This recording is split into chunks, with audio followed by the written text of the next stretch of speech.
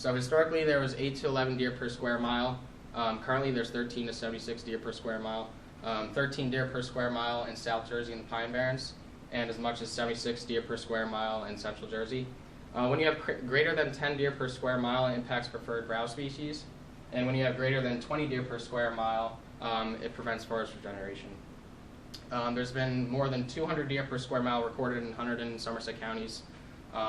There's been more than $8 million in vehicle damage in Hunterdon County alone in 2015, and 345 cases of Lyme disease per year on a 10-year average in Hunterdon County, which is greatly increased with the abundance of deer.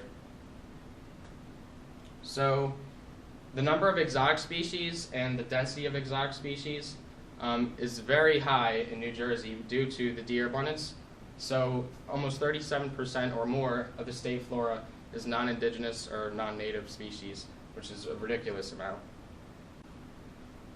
This data was collected from a total of 90 sites throughout the Piedmont region and the Randall watershed, including different types of forests from upland new forests, floodplains, and mountain habitats.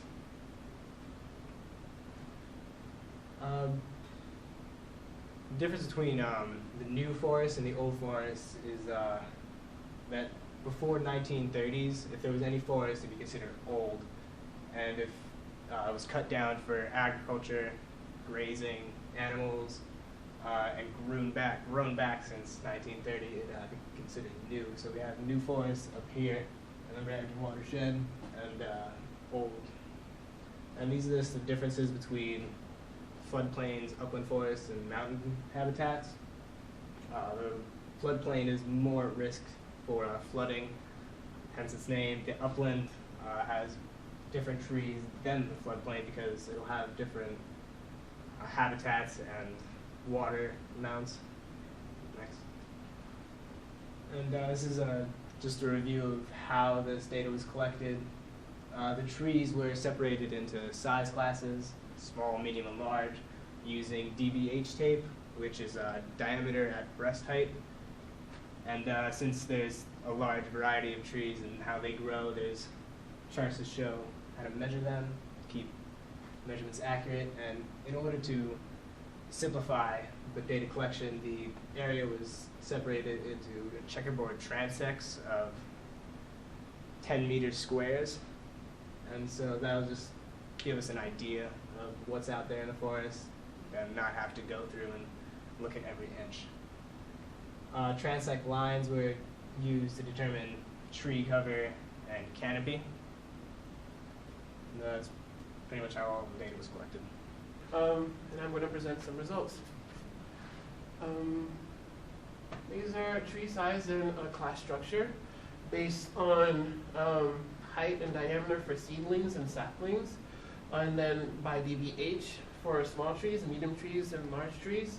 DBH is diameter breast height, so you measure breast height and the circumference of the tree at that height.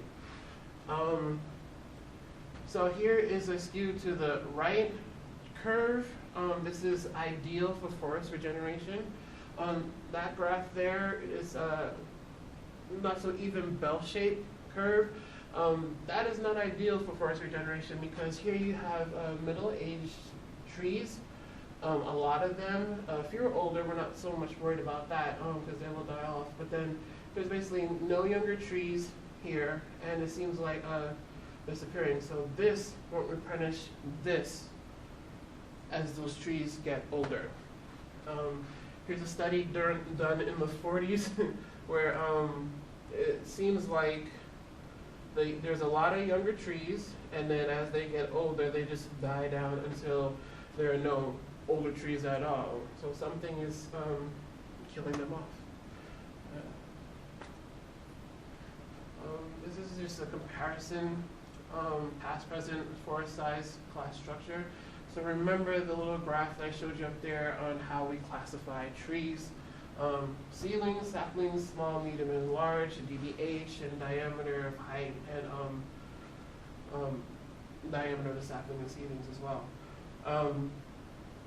This just shows comparison between historic, old, and new forests, quantified, and then you just compare them over the age range of trees. So historically, this is what was there, and inclined, and then it just went down, and then similar with, no, not similar, older trees, and they really went down, and then they came back up, and so on. So here is the percent change over the ages. So you see it went down by 90% for the saplings, and then down 70% for the small trees, and then so